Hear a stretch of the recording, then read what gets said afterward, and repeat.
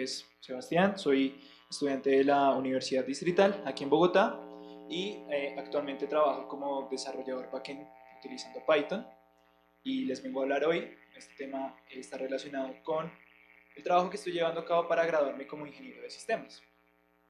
¿Vale? Entonces, la epilepsia es una enfermedad que se relaciona con la actividad eléctrica anormal en el cerebro. Según la OMS, alrededor de 50 millones de personas actualmente sufren de esta enfermedad que les ocasiona temas como convulsiones y pérdida de la conciencia. En ocasiones, cuando las personas están antes o después de sufrir estas convulsiones, suele pasar que sufren pérdida de la memoria, pérdida del habla, y bueno, pues esto les afecta en sus actividades diarias.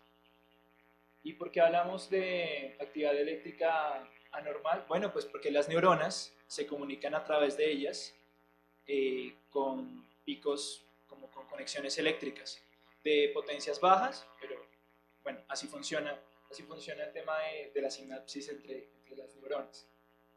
Bien, un electroencefalograma, o pues un EEG, para acortar el nombre que está un poco largo y a veces difícil de pronunciar, es un registro de potenciales eléctricos, que son pues los potenciales a través de los cuales se conectan las neuronas en el cerebro. Para tomar estos registros se conectan electrodos en el cuero cabelludo de las personas, tratando de organizarlos a través del cráneo. Normalmente se utilizan configuraciones de 21 electrodos a través del cuero cabelludo, y dentro de estos registros podemos encontrar cosas como picos, curvas y otros patrones que comienzan a representar pues, datos de estas conexiones dentro de los exámenes. Dado que el electroencefalograma dentro de las muchas formas de tomar el examen, a los pacientes se les practica el examen durmiendo, se les practica enfrentándolos a destellos de luz, se les practica también hiperventilando.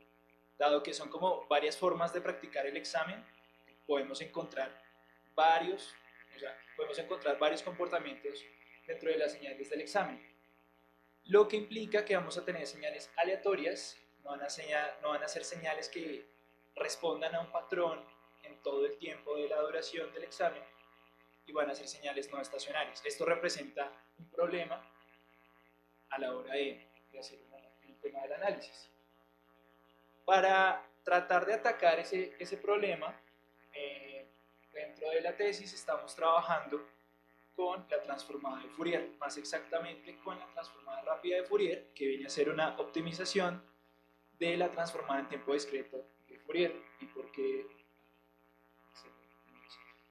por qué con la transformada de Fourier?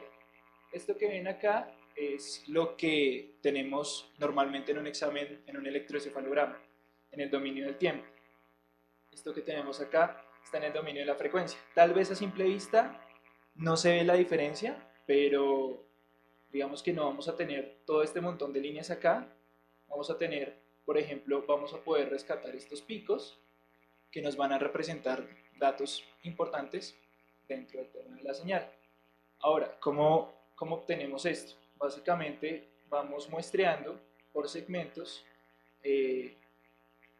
pues esta gráfica. Entonces, por ejemplo, acá tenemos de los 0 a los 5 segundos, podemos hacer un muestreo de este segmento de la gráfica y vamos a obtener pues su correspondiente en el dominio de la frecuencia. Ok, entonces nosotros estamos trabajando con un dataset proveniente de una clínica en Estados Unidos que está practicando pues estos exámenes. Tenemos la fortuna de contar que pues los exámenes ya vienen clasificados como pacientes que sufren y no sufren de epilepsia. Este que tienen acá es un paciente sano,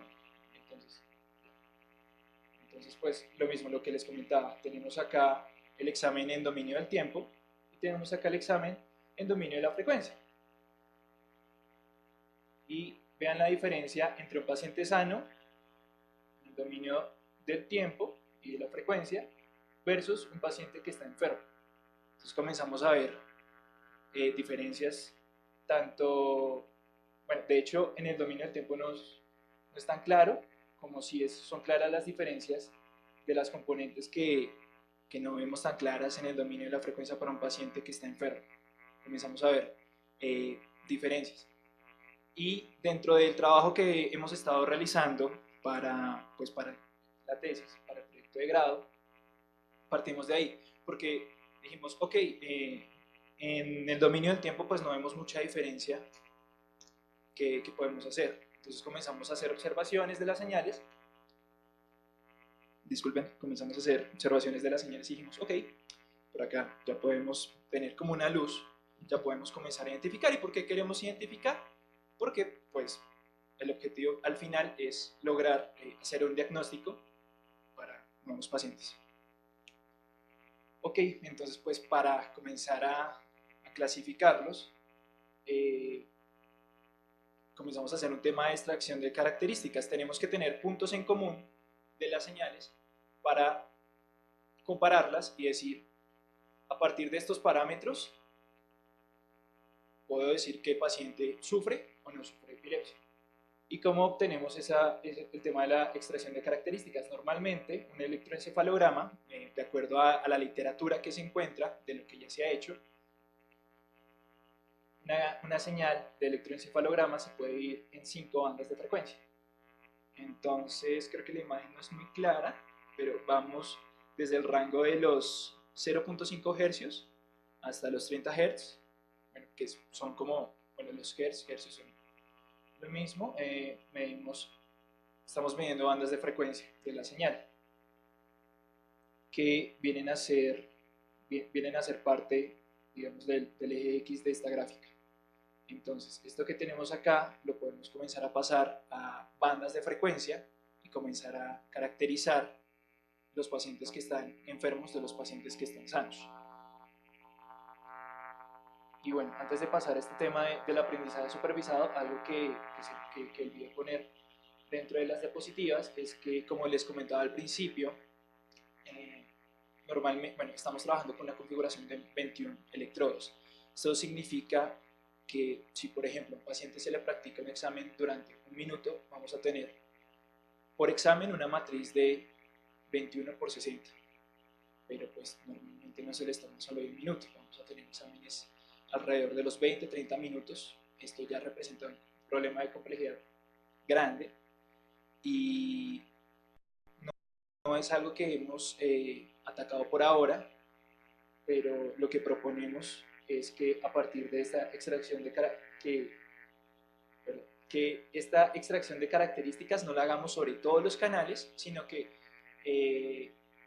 la idea es plantear a futuro técnicas de aprendizaje no supervisado como algoritmos de vecinos cercanos, o bueno, de clusterización o análisis por componentes principales, que básicamente a partir de toda la teoría que hay detrás del álgebra lineal, de por qué los vectores dentro de una matriz pueden ser combinaciones lineales de otros vectores, podemos comenzar a reducir los datos, lo que nos representa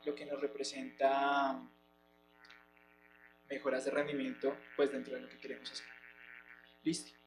Entonces, ¿por qué tenemos esto de aquí de aprendizaje supervisado? Porque a partir de la extracción de características que tenemos acá, ya podemos comenzar a plantear un algoritmo en el que podamos decir, por ejemplo, basándonos en esta imagen, podemos decir los animales que tengan pico y que tienen alas son patos, los que no, pues no son patos. Y ya. Entonces, básicamente así funciona un algoritmo de aprendizaje supervisado. Le estamos diciendo estas características de estos objetos, las etiqueto como A y los que no tengan, pues los etiqueto como B. Entonces, es la intención que a partir de esas características que tienen en común, que son las bandas de frecuencia, por ejemplo, para determinados rangos de frecuencia vamos a tener pacientes que están enfermos y para los otros, pues los que no están enfermos. Entonces comenzamos a ver temas como algoritmos, bueno, como la regresión logística, que bueno, parte de esta gráfica, que es la gráfica de la sigmoide significa gran S, entonces pues acá tenemos una S grandota que nos ayuda a comenzar a clasificar los datos. Entonces, a partir de los datos que pasen de esta gráfica, vamos a decir que tienen la probabilidad, una probabilidad, o sea, un valor entre 0 y 1, de ser valores unos, y los que estén por arriba van a ser ceros. Pero ¿qué implica que sean unos o ceros? Implica o estás enfermo o no estás enfermo. Se trabaja mucho el tema de la regresión logística, digamos que los ejemplos comunes, cuando uno comienza a trabajar con estos temas de algoritmos de aprendizaje supervisado, son, por ejemplo, con diagnósticos de cáncer. Entonces, algo curioso es que no es como decirle a un paciente, ¿sufres o no sufres? ¿Estás de este lado o estás de este lado? No, normalmente se le dice al paciente como, tienes la probabilidad del 0.66, no sé, de sufrir o de no sufrir. Es uno de los ejemplos típicos y digamos que partimos de ahí por lo mismo, porque es como de las primeras cosas que uno comienza a ver para hacer diagnóstico de enfermedades.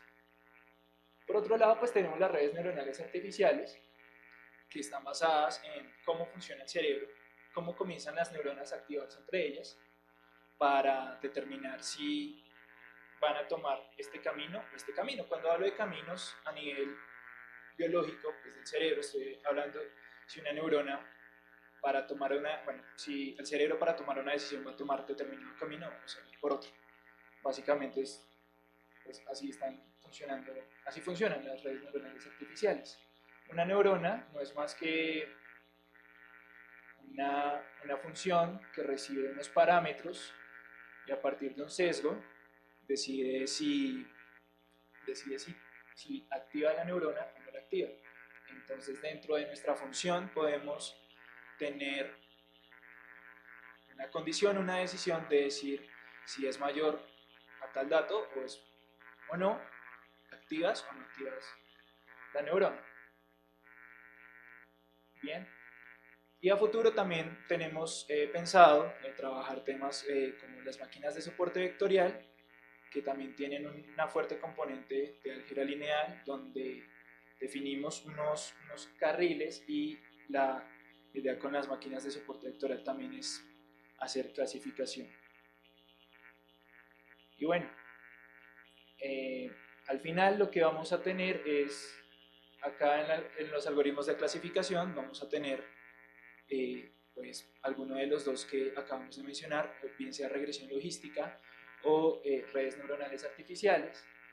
La intención es entonces pasar como parámetros datos de pacientes sanos, datos de pacientes enfermos, o sea que el algoritmo sepa explícitamente este examen es de un paciente sano, este examen es de un paciente enfermo, y que pues él comience a ordenar sus parámetros, comience a entrenarse finalmente. Entonces, pues tener en cuenta también que acá estamos utilizando el tema de que el 60% de los datos debería ser para entrenamiento del algoritmo, un 20% para hacer validación cruzada y finalmente otro 20% para hacer el test.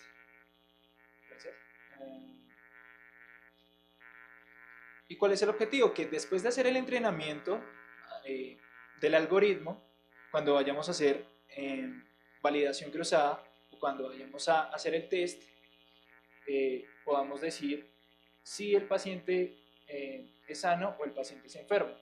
Y también vamos a utilizar datos etiquetados, también vamos a utilizar datos dentro de la misma base de datos porque a partir de esos datos vamos a obtener unas métricas.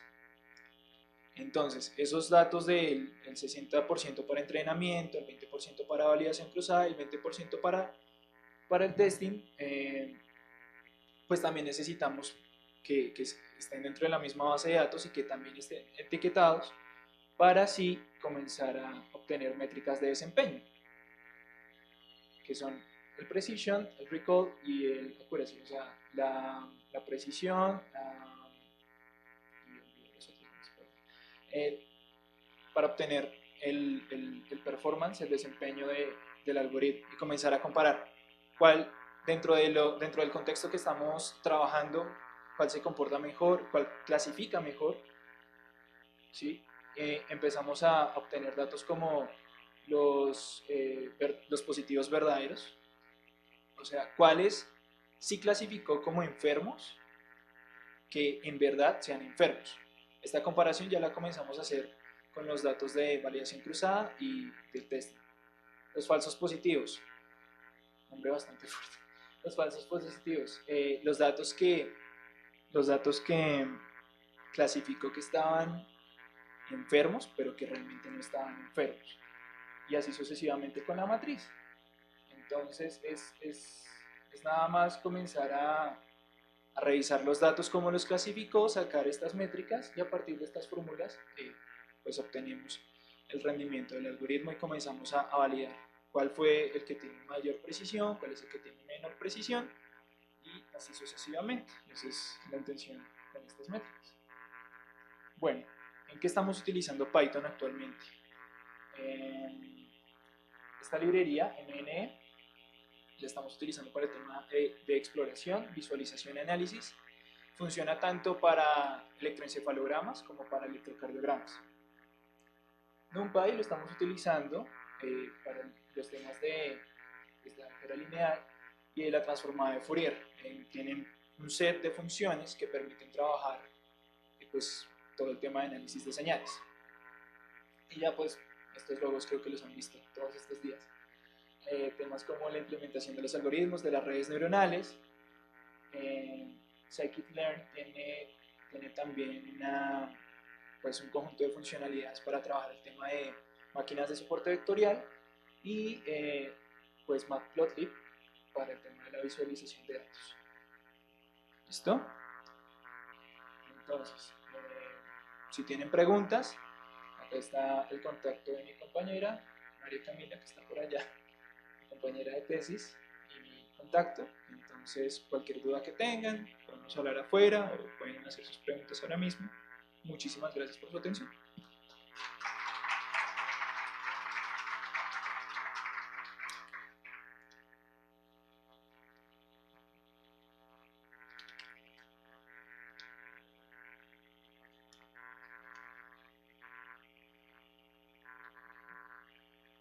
Hola, ¿qué tal?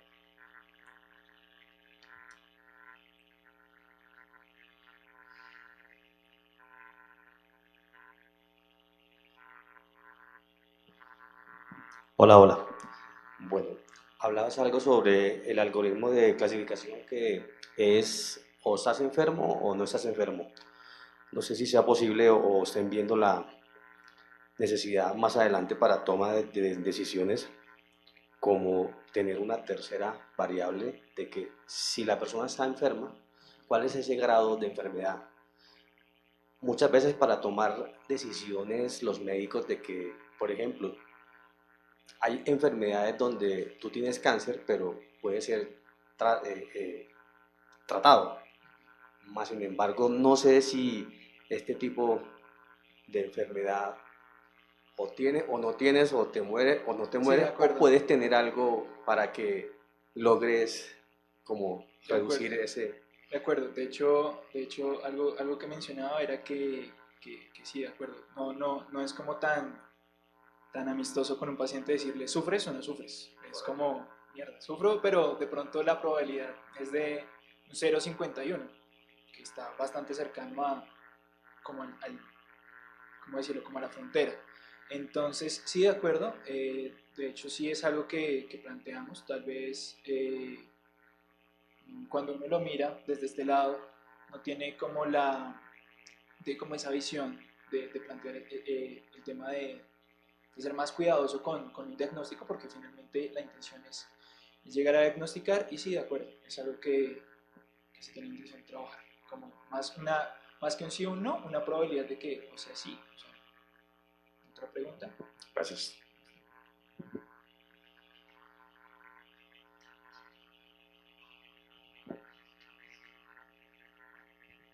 Hola, pues felicitaciones, ustedes han trabajado en todos estos temas. vamos que un par de preguntitas. La primera es, normalmente eso se trabaja con interfaces cerebro-computador como las Emotive, que eso es, pues, la frecuencia es como 120 Hz, es bastante alta. ¿Ustedes han pensado en trabajar con transformada wavelet para facilitar el análisis de los datos? Sí, de hecho, también olvidé mencionarlo. Una intención también es proponer no solo la transformada de Fourier, sino la transformada Wavelet, que permite, para las personas que sepan, permite como comenzar a segmentar la señal de una forma tal vez recursiva. Empiezo por la señal grandota, comienzo a separar en mitad, mitad, bueno, comienzo como a segmentar. Entonces sí, sí es algo que tenemos también planteado. Tal vez por el tiempo de la charla no alcancé a mencionarlo, pero sí, tenemos ese. Y también hay unos estudios por allá de finales del siglo pasado, sobre los 80 más o menos, con un tema que es el periodograma de Welch. También es algo que sí, que tenemos planteado. Segunda pregunta. Ustedes empezaron a trabajar como con una red neuronal tradicional, pero es que ustedes están trabajando sobre series de tiempo. ¿Por qué no empezaron con redes neuronales recurrentes? Porque no, creo que no teníamos el background, tal vez el conocimiento para empezar por ahí. Entonces sí, creo que esa es la respuesta. Probablemente les van a comenzamos por ayudar ahí. mucho. ¿Cómo? Probablemente les van a ayudar mucho porque les van a permitir analizar toda la serie de tiempo bien clasificada. Vale, muchas gracias.